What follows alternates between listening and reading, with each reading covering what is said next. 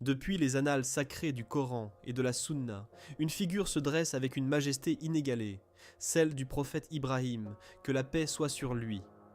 Il est celui qui, par son dévouement absolu envers Allah, sacrifia l'intégralité de son existence terrestre, son foyer d'enfance, sa patrie bien-aimée, et jusqu'à l'ultime épreuve, la soumission au commandement divin de quitter sa famille dans un désert impitoyable, et même le cœur palpitant de son propre fils, Ismaïl. Son histoire est un fleuve ininterrompu de sacrifices et de miracles, depuis la course haletante de Hajar entre les monts de Safa et Marwa, jusqu'à l'apogée du grand sacrifice à Mina.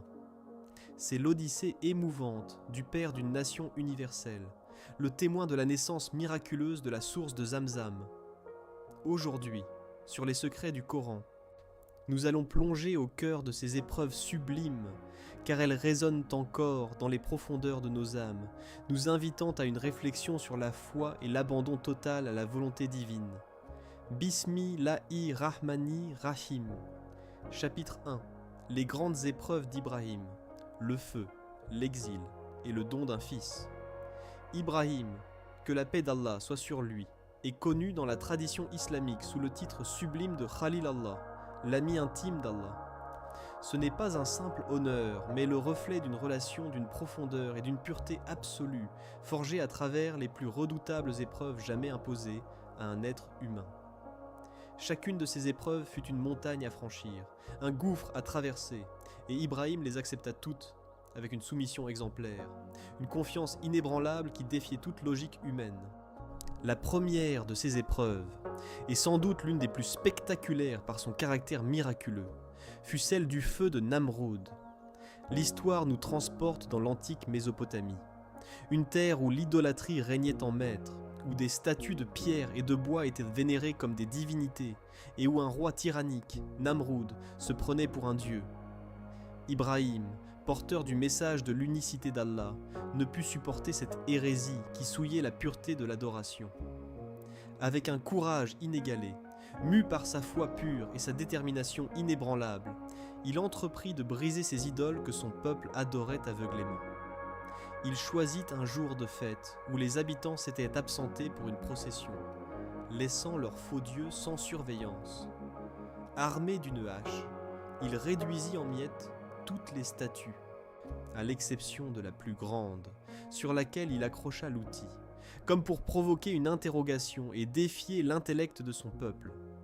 Lorsque le peuple revint et découvrit le carnage, la fureur s'empara de la foule. Des cris de désarroi et de colère montèrent. Qui avait osé profaner leur sanctuaire et insulter leur divinité ? Les soupçons se portèrent rapidement sur Ibrahim, dont la prédication insistante contre les idoles était bien connue de tous. Convoqué devant Namroud, le prophète ne vacilla pas. Lorsque le tyran, avec arrogance, lui demanda qui avait commis un tel acte, Ibrahim répondit avec une sagesse provocatrice, désignant la plus grande idole. C'est elle, la plus grande, qui a dû faire cela. Demandez-leur donc si elles peuvent parler. Face à cette évidence absurde, le peuple et le roi réalisèrent un instant l'inanité de leur adoration, mais leur orgueil et leur obstination les empêchèrent de reconnaître la vérité éclatante. Au lieu de se repentir et de se tourner vers le Créateur, la colère de Namrud s'intensifia. Comment un simple homme osait-il défier son autorité et celle de ses dieux ? La sentence fut implacable, prononcée avec la cruauté propre aux tyrans. Ibrahim serait condamné au bûcher. Mais il ne s'agissait pas d'un simple feu, c'était un brasier gigantesque, alimenté pendant des jours et des nuits, dont la chaleur était si intense que les oiseaux ne pouvaient le survoler sans tomber rôtis. Une construction monumentale fut érigée, une sorte de catapulte, pour projeter Ibrahim au cœur de cet enfer incandescent. Le moment fatidique vint, et des milliers de regards étaient fixés sur le prophète, que l'on s'apprêtait à jeter dans les flammes. Mais la foi d'Ibrahim ne fut pas ébranlée. Il s'en remit entièrement à Allah, murmurant dans son cœur avec une certitude absolue « Allah me suffit, et il est le meilleur des protecteurs ». Alors que son corps était projeté dans l'abîme flamboyant, un commandement divin retentit, défiant toutes les lois de la physique connues des hommes. Ô feu, sois pour Ibrahim une fraîcheur et une paix. Coran 21, 69. Instantanément, l'impossible se produisit.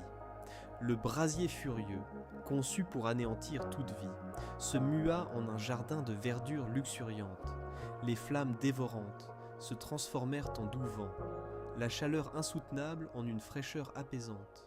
Ibrahim, au lieu de périr, se retrouva au milieu d'un lieu idyllique, indemne, et le corps préservé, ses vêtements intacts, comme si aucune flamme ne l'avait jamais touché. Le tyran Namroud et son peuple assistèrent à ce prodige avec une stupéfaction mêlée d'horreur. Leurs yeux voyaient l'inimaginable, mais leur cœur, aveuglés par l'orgueil, l'incrédulité et la jalousie, refusèrent d'accepter le signe éclatant de la puissance d'Allah. Ils restèrent emprisonnés dans leur égarement, incapables de tirer la moindre leçon de ce miracle. Ibrahim, quant à lui, émergea de cette épreuve, non seulement physiquement, sauf, mais aussi spirituellement magnifié, sa foi confirmée et sa place en tant que Khalil Allah gravée dans l'éternité. Pourtant, la foi inébranlable d'Ibrahim continuait de se heurter à l'hostilité de son propre entourage. Après l'épreuve du feu, une autre attente, tout aussi déchirante, le guettait, l'exil. Son propre père, ou selon d'autres récits, son oncle Hazar, qui était également un idolâtre fervent et sculpteur d'idoles, le menaça sans équivoque. « Si tu n'abandonnes pas ton Dieu unique pour revenir à nos divinités, alors sors de ma maison. » Cette menace n'était pas un simple avertissement, mais une répudiation brutale, une déchirure familiale profonde pour Ibrahim, qui avait pourtant cherché à guider son père avec sagesse et douceur, l'invitant à la voie de la vérité.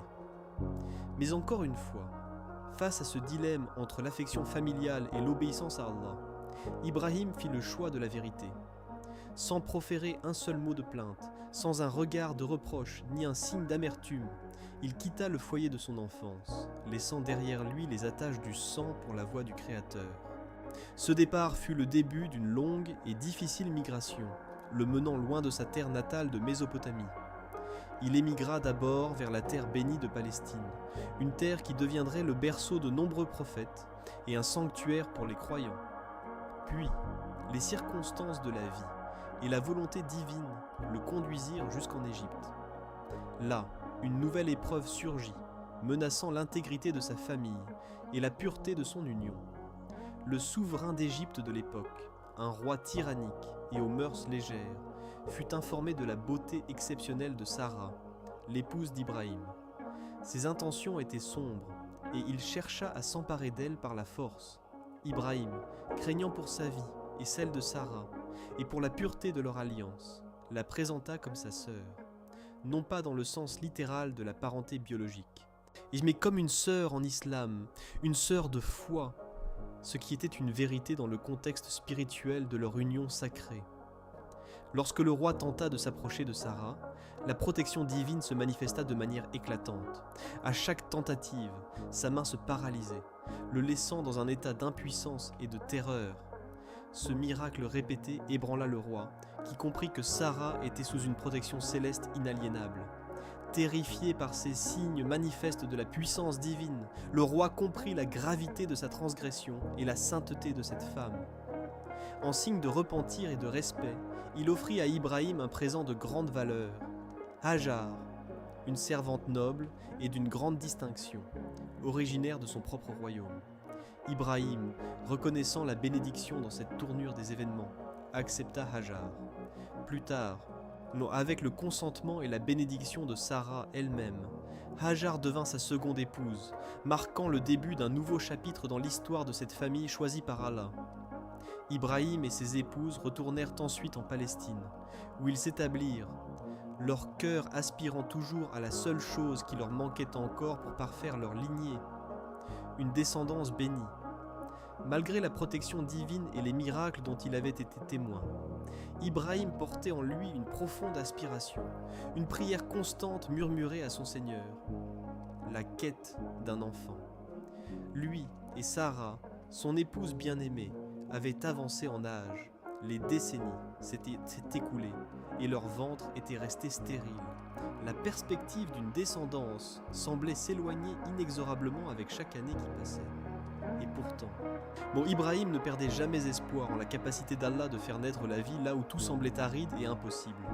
Il élevait ses mains vers le ciel, implorant avec une ferveur ininterrompue. « Ô mon Seigneur, accorde-moi de ta part une descendance vertueuse. » Cette supplication, répétée inlassablement, était le reflet d'un cœur pur qui désirait non pas une simple progéniture, mais des enfants qui seraient des porteurs de la lumière divine, des héritiers de sa foi monothéiste et de son message d'unicité. Allah, le Tout-Puissant, celui qui entend toutes les prières et réalise les miracles les plus insensés aux yeux des hommes, répondit à son ami intime. À l'âge de 86 ans, un âge où l'espérance de paternité s'éteint pour la plupart des hommes, Hajar, sa seconde épouse, lui donna un fils.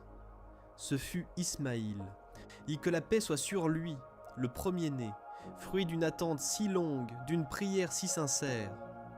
La joie et la gratitude d'Ibrahim furent immenses, un soulagement profond, après tant de décennies de patience et d'espérance. Plus tard encore, alors qu'Ibrahim avait atteint l'âge de 99 ans, le miracle se renouvela, cette fois-ci avec Sarah, son épouse première. Des anges vinrent leur annoncer la bonne nouvelle. Sarah, malgré son âge avancé et sa stérilité de toujours, porterait elle aussi un enfant. Et ainsi naquit Ishaq, que la paix soit sur lui, l'autre fils béni d'Ibrahim. De ces deux fils exceptionnels, Ismaïl et Ishaq, allaient se déployer deux lignées prophétiques et deux grandes nations, les Arabes, parmi lesquelles le sceau des prophètes, Mohammed, que la paix et les bénédictions d'Allah soient sur lui, et les Israélites, dont seraient issus de nombreux prophètes, jusqu'à Jésus, que la paix soit sur lui.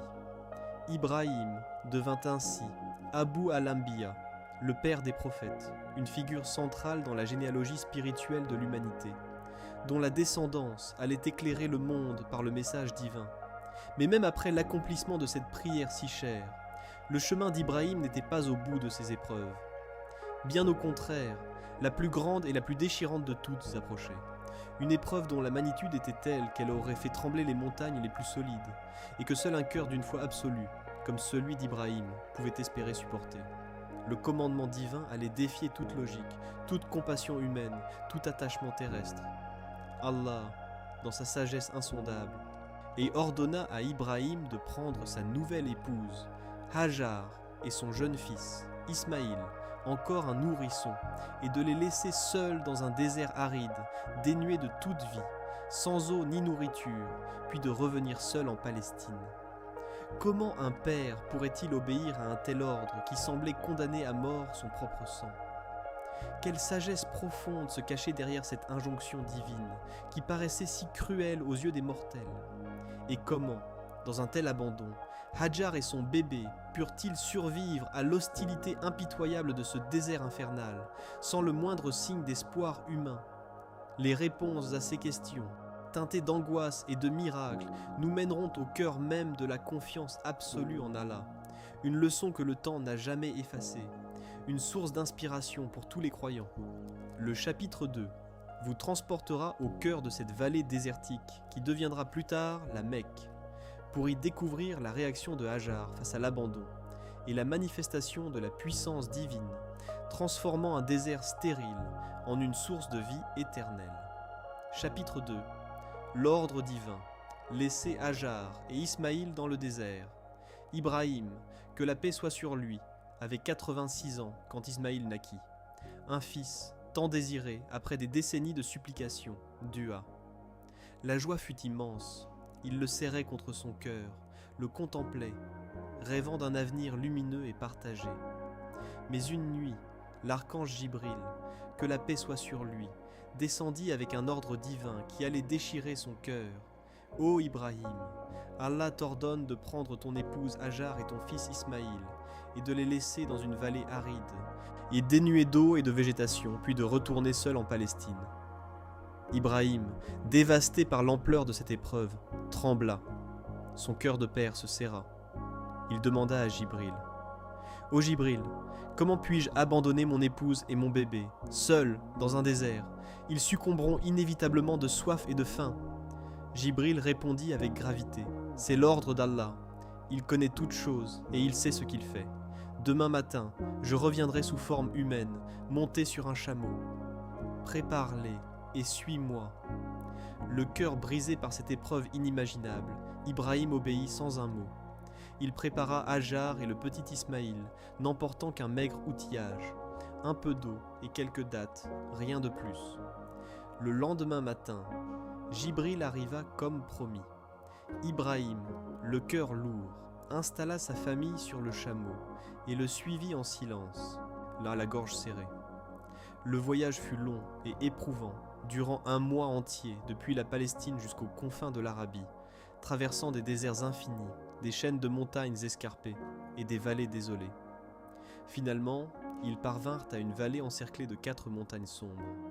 Cet endroit, qui est aujourd'hui la sainte ville de la Mecque, n'était alors qu'un lieu désertique et inhospitalier. Pas une seule habitation, pas un arbre, pas une source d'eau en vue, seulement du sable et des rochers à perte de vue. Jibril s'arrêta et, pointant du doigt l'étendue stérile, dit à Ibrahim : « Ô Ibrahim, Allah t'ordonne de descendre ici ton épouse et ton fils, et de repartir seul. » Ibrahim pâlit. Les larmes inondèrent son visage. Le cœur en lambeaux, il descendit Hajar et le bébé du chameau. Avec des gestes hâtifs et douloureux, et il érigea rapidement une petite hutte faite de branches pour les abriter. Hajar, le cœur pressentant l'imminence de son départ, demanda avec angoisse : « Ô Ibrahim, où vas-tu ? Vas-tu vraiment nous abandonner ici seul ?» Ibrahim, la gorge nouée, fut contraint par l'ordre divin de ne pas répondre. Hajar, devant son silence, insista, son angoisse grandissant. « Mais qui nous protégera ? Il n'y a ici ni eau, ni nourriture, ni âme qui vive. » Ibrahim resta silencieux, la tête baissée. Alors Hajar, le petit Ismaïl dans les bras, se mit à courir désespérément derrière le chameau qui s'éloignait. « Ô Ibrahim, à qui nous laisses-tu » criait-elle, sa voix se brisant de douleur. Le silence fut la seule réponse.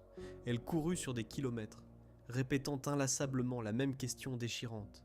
Finalement, épuisée, une illumination la frappa, et elle s'écria, sa voix portant l'écho de sa foi. « Est-ce Allah qui t'a ordonné de nous laisser ici ?» Ibrahim, sans pouvoir se retourner, hocha la tête, un oui, silencieux, qui transperça l'air. Hajar s'arrêta net.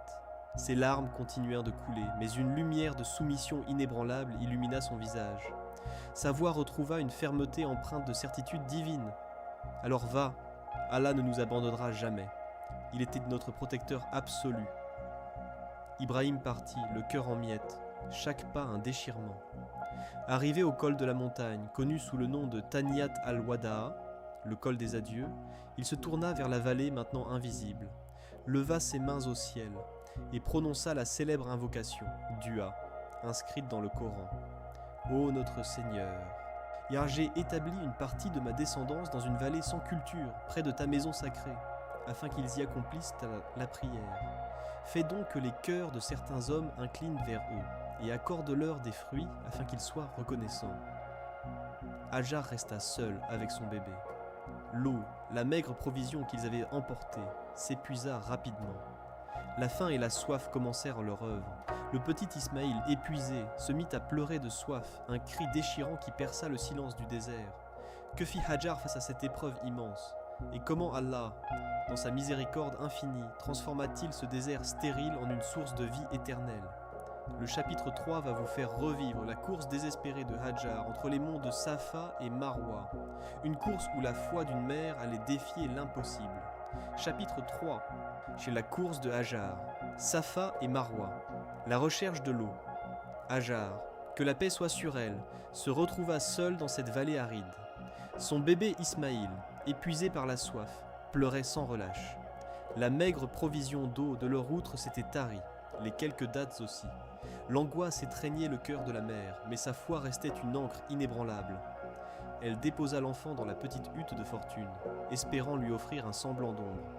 Puis, elle grimpa sur la colline la plus proche, Safa. De son sommet, elle scruta désespérément l'horizon. Rien. Pas l'ombre d'une caravane, pas le moindre signe d'une source, seulement l'immensité de montagnes noires et de sable à perte de vue. Le cri déchirant de soif d'Ismaïl lui perça le cœur, ravivant son urgence. Elle dévala la pente en courant. Maud traversa la vallée et gravit l'autre colline, Marwa. De Marwa, le même spectacle désolant s'offrait à ses yeux, un désert implacable à perte de vue. Mais l'espoir, même vacillant, la poussait. Sans s'arrêter, elle refit le chemin 7 fois, alternant entre Safa et Marwa, courant avec une énergie puisée dans son amour maternel et sa foi absolue, les yeux embués de larmes, le cœur en proie à une angoisse brûlante. Dans son âme, elle ne cessait d'implorer « Ô Allah, ne nous abandonne pas !»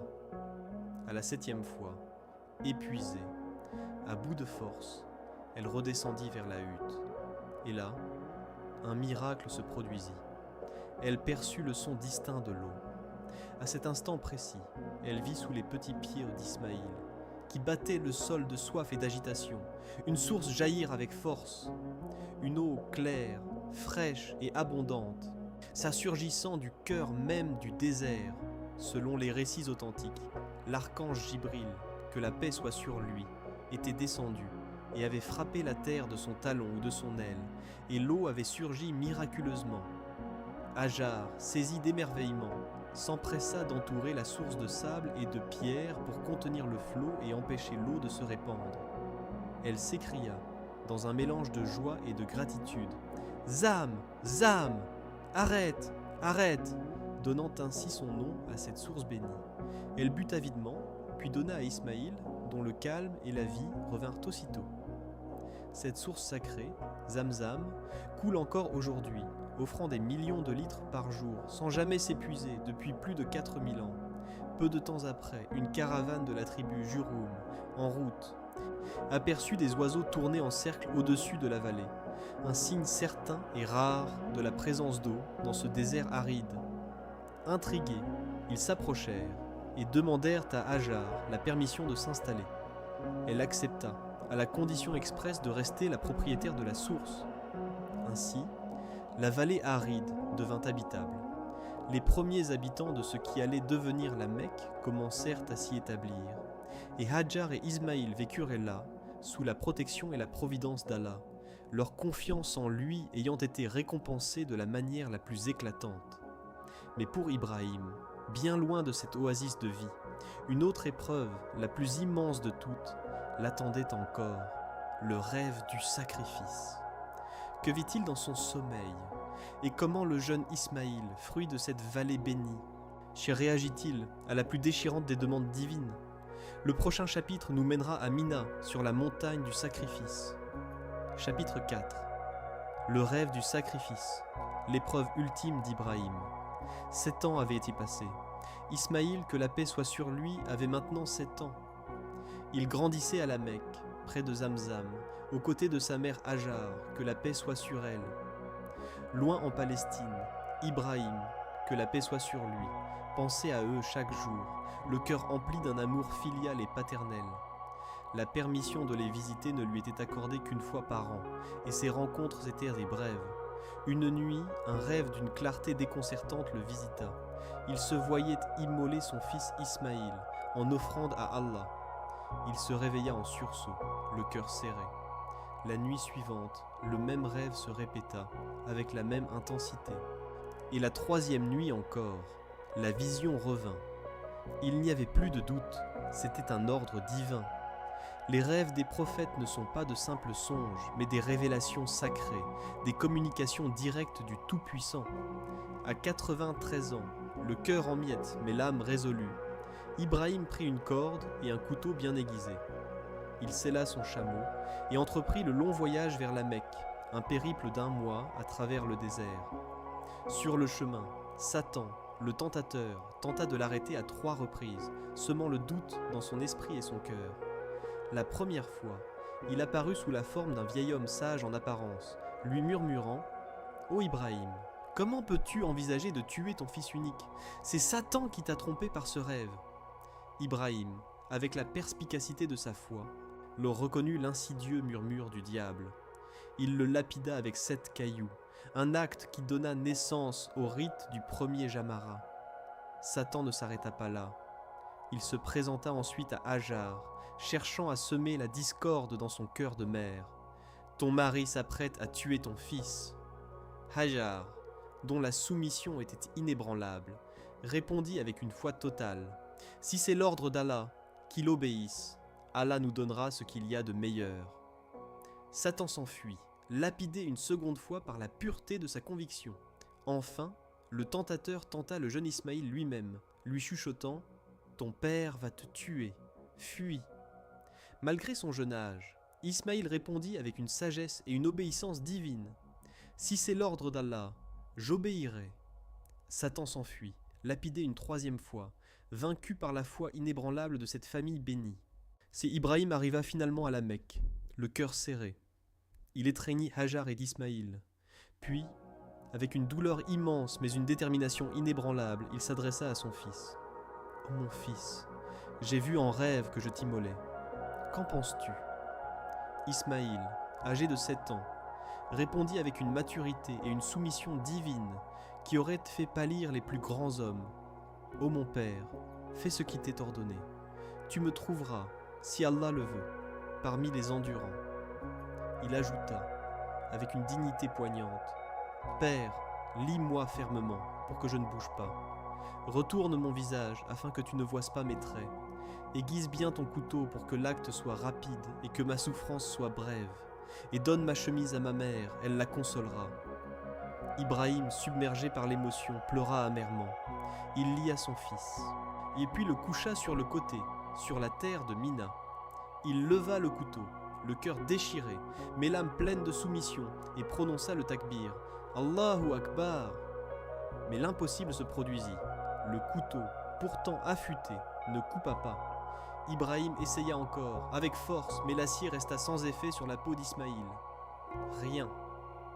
À cet instant, Jibril, que la paix soit sur lui, descendit du ciel, portant un magnifique bélier du paradis.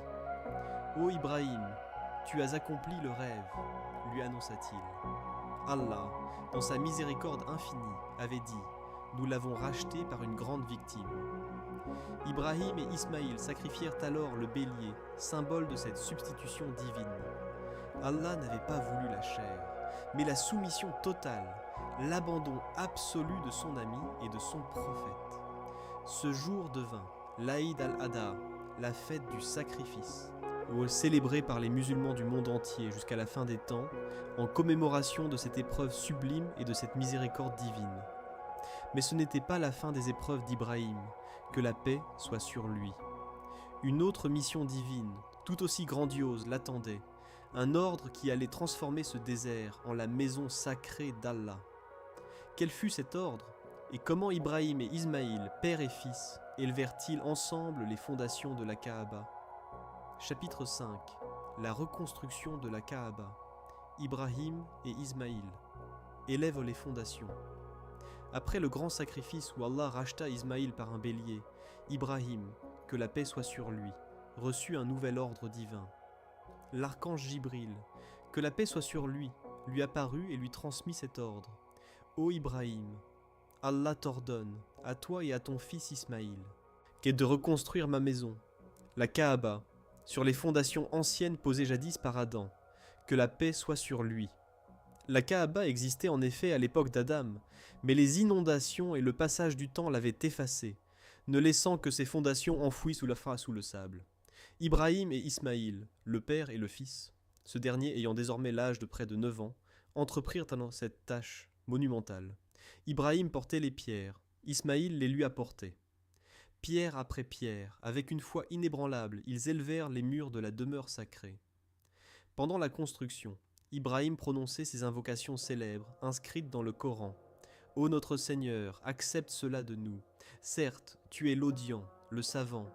Ô notre Seigneur, fais de nous tes soumis, musulmans, et de notre descendance une communauté soumise à toi. Montre-nous nos rites et accepte notre repentir. Certes, tu es le grand accueillant au repentir, le miséricordieux. Ô notre Seigneur, envoie-leur un messager d'entre eux, qui leur récitera tes versets, leur enseignera le livre et la sagesse, et les purifiera.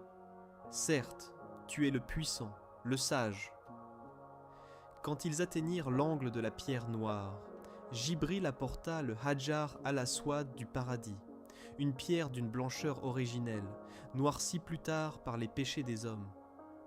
Ibrahim la posa de ses mains bénies, assisté par Ismaïl.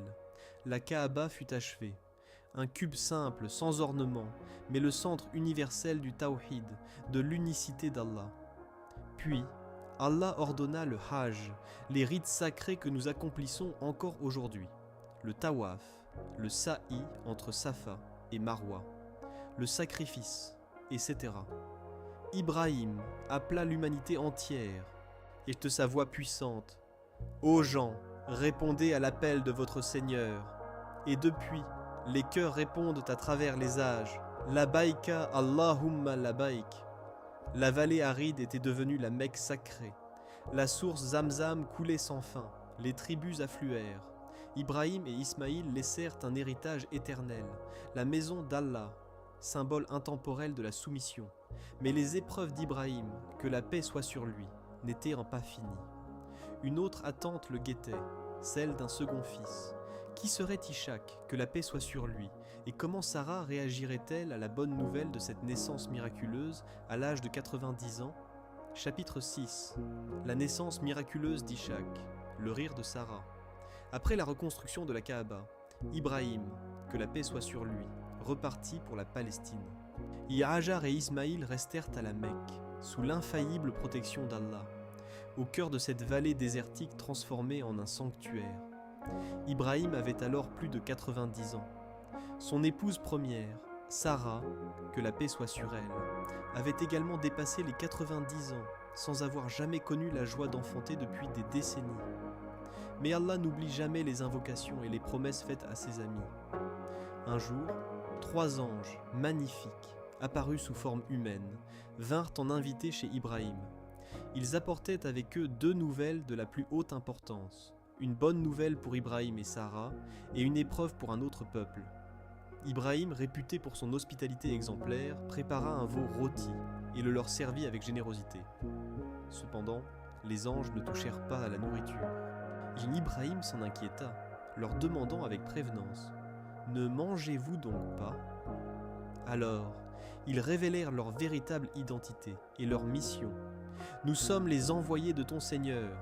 Nous allons détruire le peuple de Lot en raison de leur perversité et de leur transgression manifeste. » Puis, ils s'adressèrent à Sarah, qui écoutait discrètement derrière la tente. « Ô Sarah, tu auras un fils l'année prochaine. » Sarah, âgée et stérile depuis toujours, fut saisie d'incrédulité et éclata d'un rire étonné, mêlé d'un murmure. « Malheur à moi!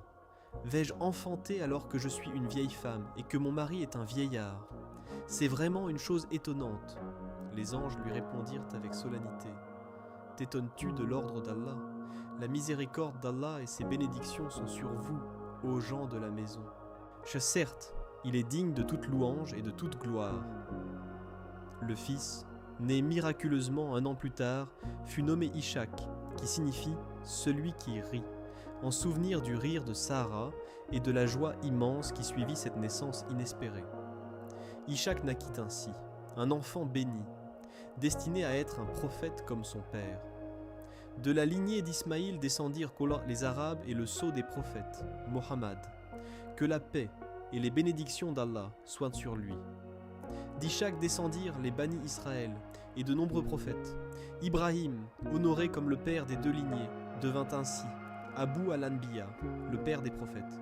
L'histoire d'Ibrahim, de Hajar et d'Ismaïl, que la paix soit sur eux, est un monument de foi et de soumission.